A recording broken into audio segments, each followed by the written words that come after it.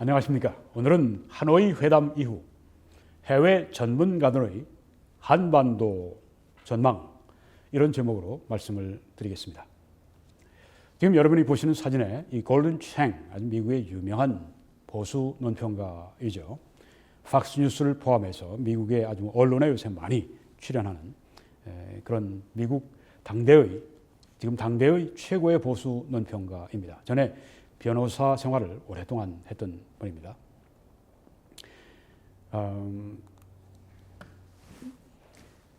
이분에 대한 이분의 글이 The National Interest라고 하는 거기에 실렸습니다. 3월 12일자로 실렸습니다. 그 견해를 제가 말씀드리겠습니다. 불행하게도 현재의 통치자는 김정은을 말합니다.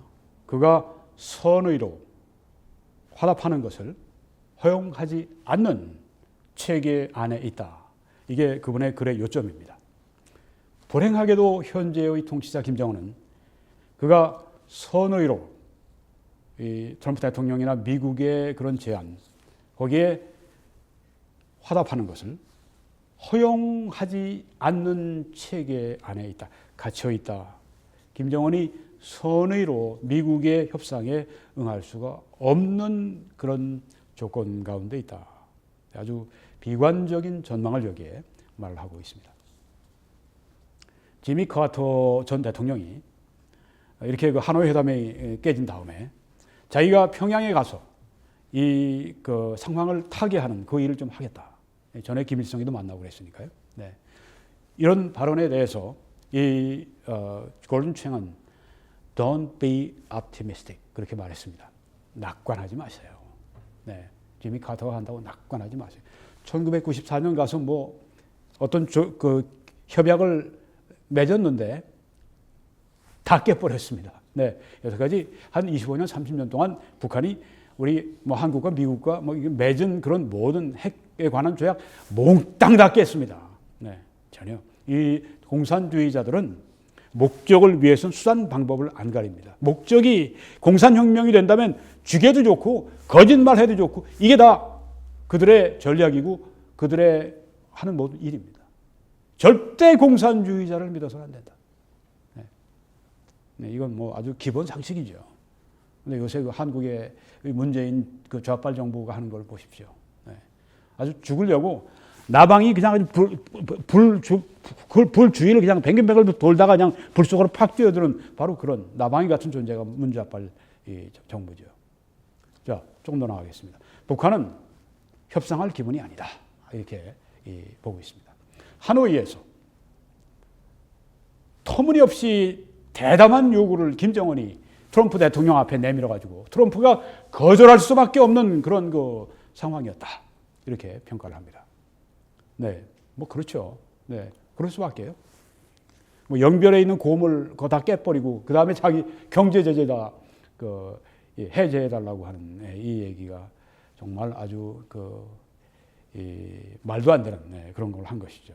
그래서 트럼프가 거절했다.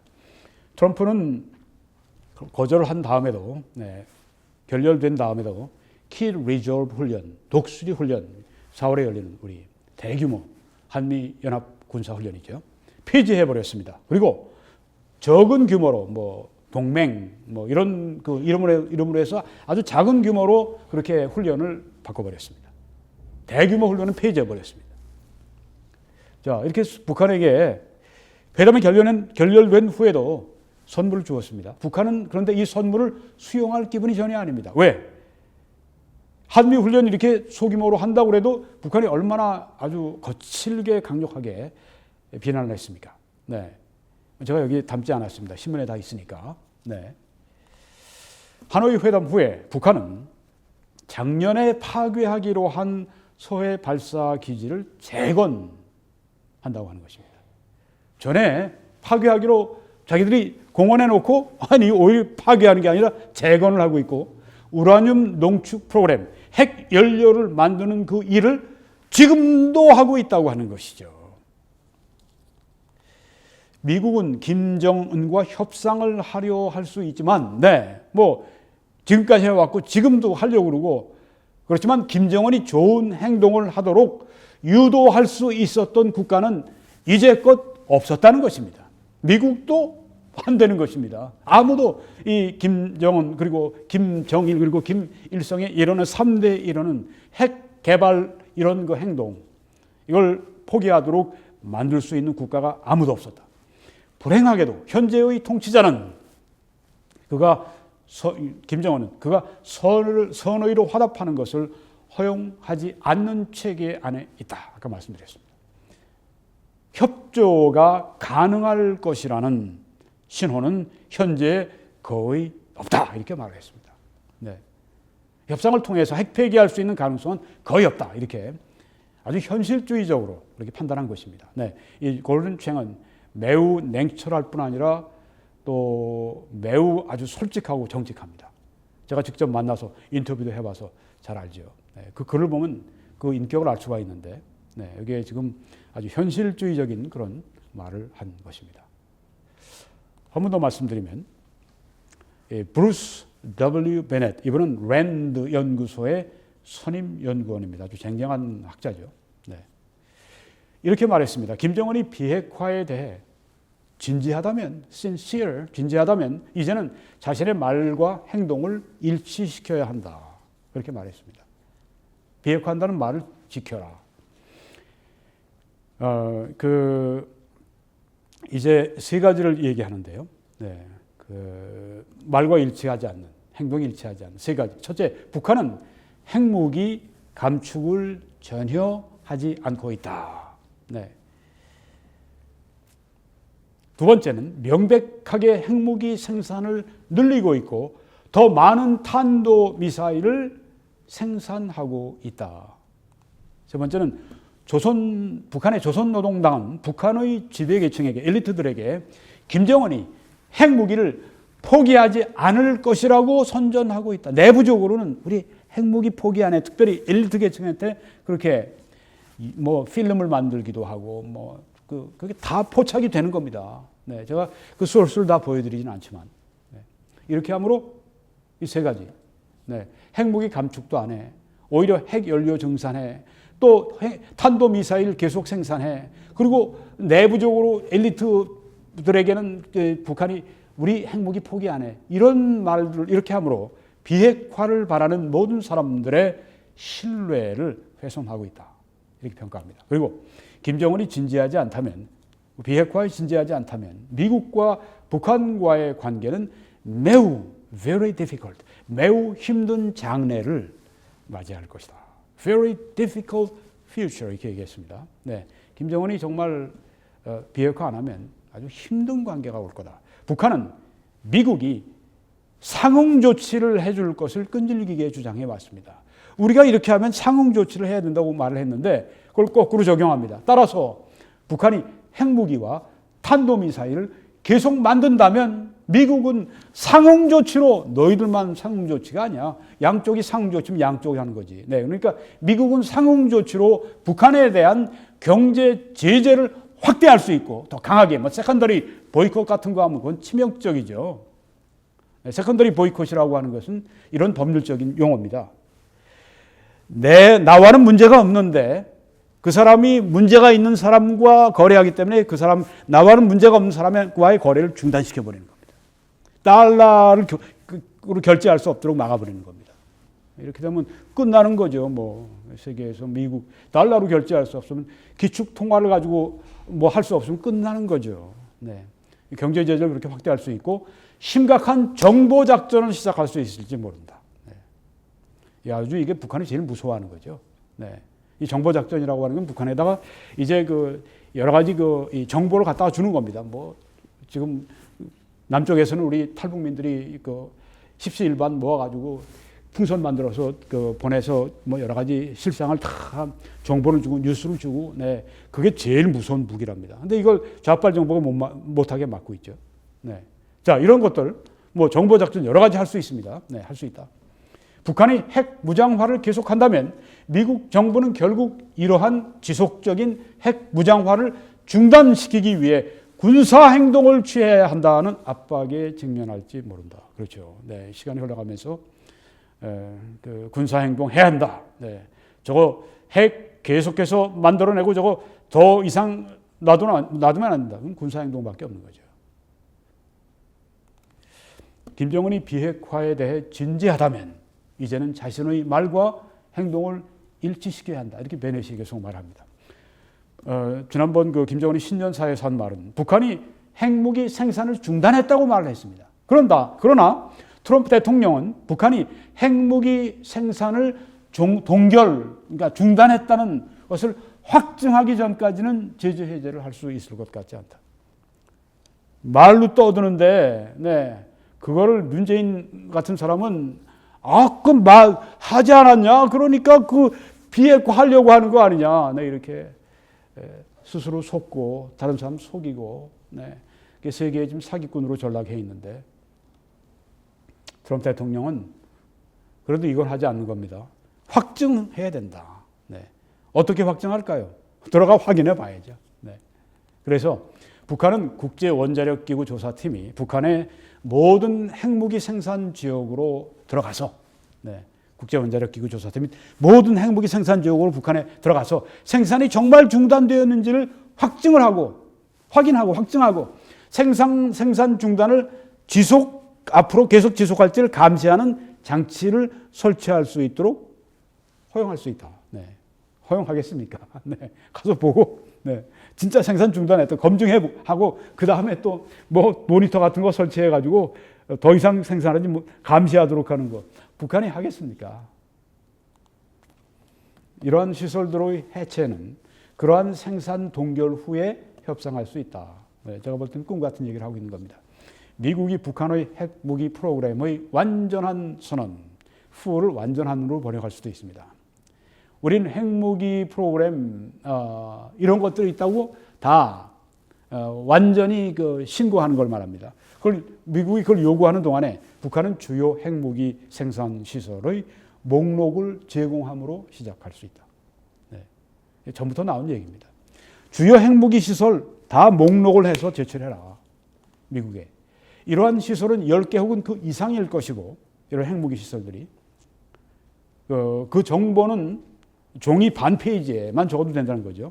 그러한 시설의 이름이 어딘가, 장소는 어디에 있나, 어떤 기능인가, 생산 능력은 어떤가, 이런 걸 담아서 목록을 제출하면 된다는 겁니다. 북한은 완전한 목록을 제출하려 하지 않을 것이다. 네, 말한다고 믿지 않는다는 겁니다. 따라서 어떤 형태의 검문 조사가 요구될 것이다. 가서 검증해 봐야 됩니다. 그런 후에 어떤 제재 완화나 상응 조치가 가능할 수 있다. 네, 이렇게 말을 했습니다. 네, 이거 뭐 될 것 같지는 않습니다. 이런 내용을 얘기를 하지만 이분들뿐이 아닙니다. 70여 명이 하노이 이후에 북핵 문제 어디로 흘러갈 건가? 미국과 세계 전문가들이 70여 명이 이제 글을 써서 줬는데 제가 오늘 지금 2개만 말씀을 드린 겁니다.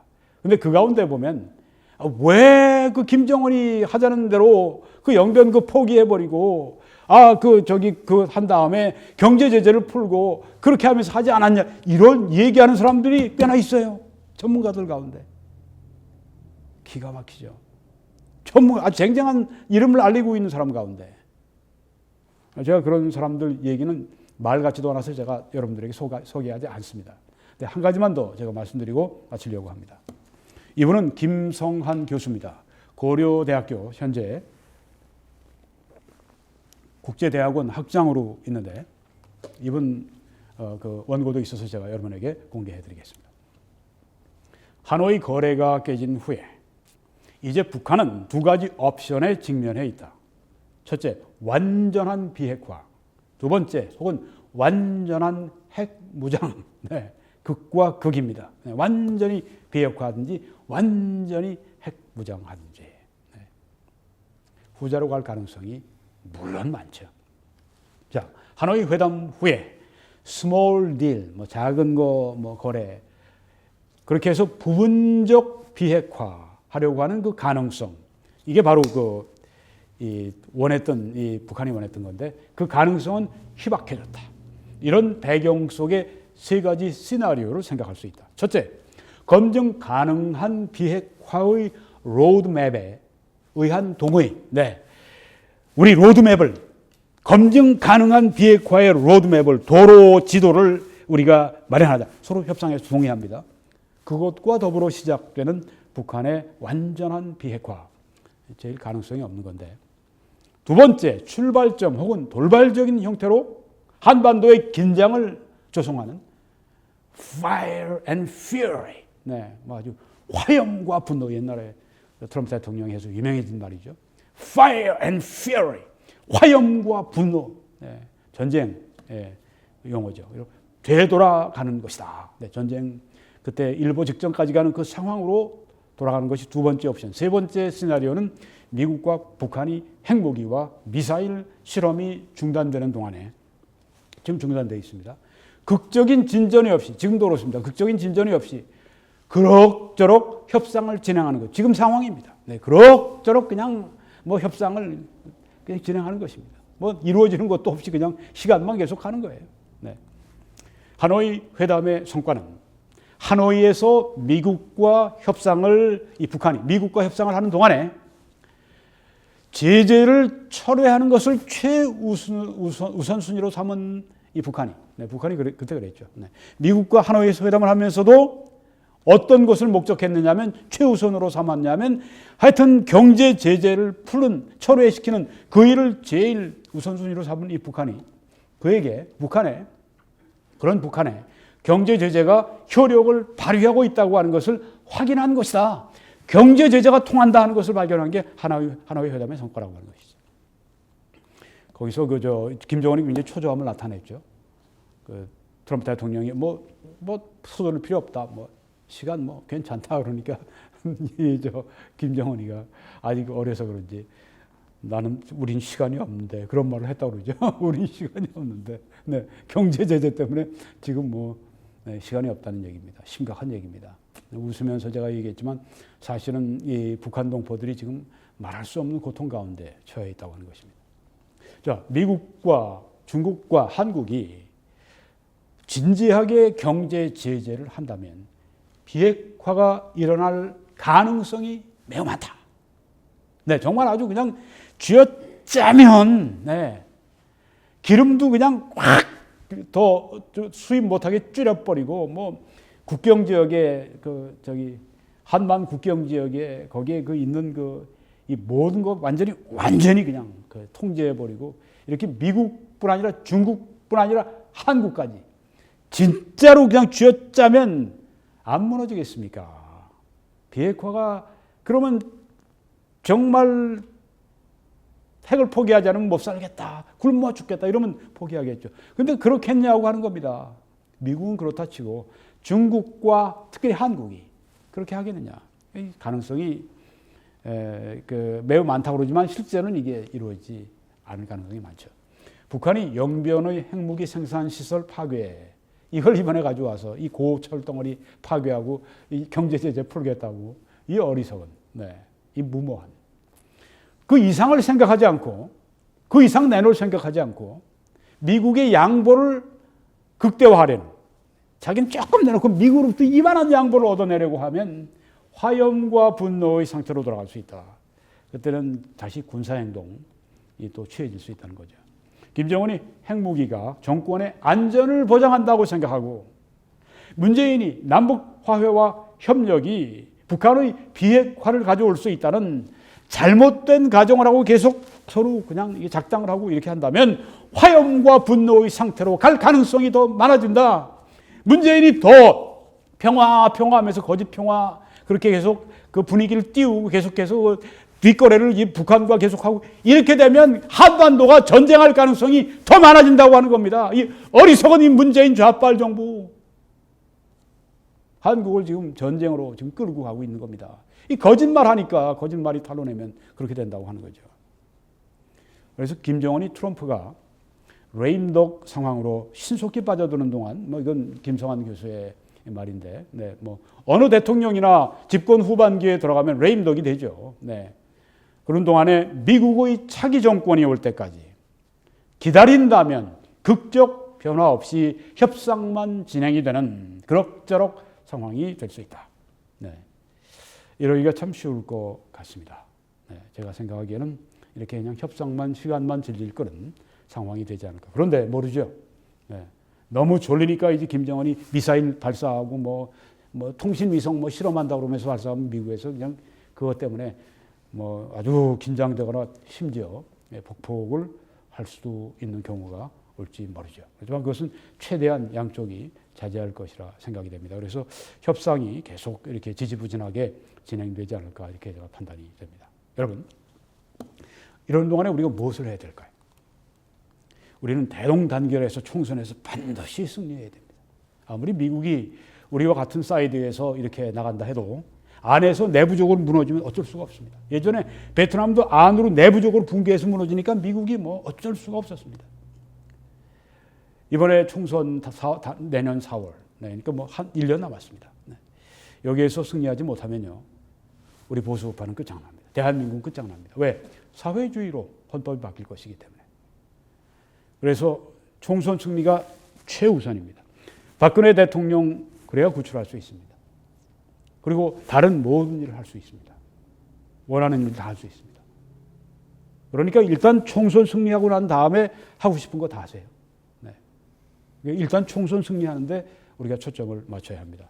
그리고 대동 단결해야 합니다. 안으로서 내부적으로 싸우면요, 절대 그 부대는 힘이 없습니다. 네. 그래서 이걸 우리가 기억해야 합니다. 그래서 우리가 이승만 대통령의 명언을 우리가 기억해야 됩니다. 뭉치면 살고 흩어지면 죽는다. 네, 이걸 우리가 알고 있어야 됩니다. 확신해야 됩니다. 그리고 행동해야 합니다. 두 번째는 항의하고 저항하는 일 우리가 계속해야 합니다. 자유민주주의를 지금 완전히 해체하려고 하고, 네, 내부적으로 그래서 여러 가지 앞으로 이 선거에서 이기기 위해서 별별 짓을 다 할 텐데, 네. 그리고 유튜브 완전히 옥죄고 그냥 여러 가지 앞으로 한 1년 동안 별별 일이 다 일어날 겁니다. 끝까지 항의하고 끝까지 우리가 저항해야 한다고 하는 것입니다. 이건 해외에서도 그렇게 해야 합니다. 그래서 우리가 여기 밴쿠버에서 하는 지금 밴쿠버 태극기 대회인데요. 우린 이제 곧 7차 밴쿠버 태극기 대회를 역대 최상의 대회가 되도록 만들어서 우리의 목소리도 세계에 보내고 또 우리 한국의 형제 자매들 격려하는, 보수우파를 격려하는 그런 우리가 되어야 할 줄 믿습니다. 그리고 미국 정부와 언론에 계속 알려야 합니다. 네. 우리의 모든 인맥을 동원해서 우리의 사정을 계속 알리고 보수 우파의 이런 자유에 대한 목마름, 미국의 자유민주주의에 대한 미국인들의 최고의 가치, 우리 미국은 자유를 위해 태어났다. 우리 미국은 자유라고 하는 개념 위에 세워졌다라고 얼마 전에 펜스 부통령이 명연설을 했는데, 네, 우리도 미국처럼 자유를 원하는 국가를, 자유민주주의를 원한다. 미국은 그래서 우리와 같은 가치 동맹국이다. 그래서 우리를 도와라. 우리 보수우파를 도와야 미국을 돕는 것이고, 우리 보수우파가 살아야 미국이 사는 것이고, 우리는 함께 연대로, 우리는 공생공사다. 우리는 함께 간다. 이런 것을 미국 정부에 계속 우리가 알리고 언론에 계속 알려야 됩니다. 지금은 우리가 굉장히 좋은 위치입니다. 왜냐하면 미국 정부나 언론이 우리 다수가 바로 우리와 같은 한미동맹을 중시하는 가운데 있기 때문에 우리가 계속 알리고, 지금 우리가 하노이 회담 이후에 상승 기류를 탔으니까 계속 우리가 그렇게 승리의 이 바람을 계속 더 확대시켜 나가야 할 줄 믿습니다. 근데 이걸로 끝나면 안 됩니다. 네. 이 모든 일을 주장하시는 천지의 주제이신 하나님께 우리가 할 일이 있습니다. 이겁니다. 초경에 일어나서, 새벽에 일찍이 일어나서 부르짖을지어다고 말씀했습니다. 보통 기도가 아닙니다. 부르짖는 기도입니다. 그리고 내 마음을 주의 얼굴 앞에 물 쏟듯 할지어다. 그냥 이런 생각 저런 생각하는 기도가 아니라 아주 집중해서 물 쏟듯 하나님 앞에 기도하는, 네. 각 길머리에서 줄여서 굶주려서 혼미한 혼절하고 기절한 내 어린 자녀의 후손들을 위해서, 그 생명을 위해서 주를 향하여 손을 들지어다 하고 말씀했습니다. 나이 드신 분들은 다 살았지만 여러분이 할 수 있는 제일 위대한 일이 있습니다. 여러분의 후손들은 여러분의 후손뿐 아니라 그 후손 대대를 이어갈 것입니다. 그들에게 이 자유민주주의를 자유시장 경제를 계속 물려준다고 하는 것은 그건 정말 최고의 인생의 노년에 최고의 생애를 살아가는 것입니다. 최고의 가치 있게 여러분의 생애를 마감하시는 것입니다. 여러분 여기엔 뭐 젊은이들도 시청을 하십니다. 네. 여러분들 뭐 여러분들의 장래를 위한 건데 뭐 더 해야죠. 네. 이렇게 여러분이 함께 서 주시기를 부탁을 드립니다. 네. 함께 기도합시다. 그리고 하나님의 은혜가 임할 때까지 하노이에서 응답을 하셨는데 더 놀라운 응답이 임할 때까지 계속 기도하실 수 있기를 바랍니다. 하나님의 크신 축복이 온 세계 한 민족 위에 넘치시기를 간절히 기도합니다.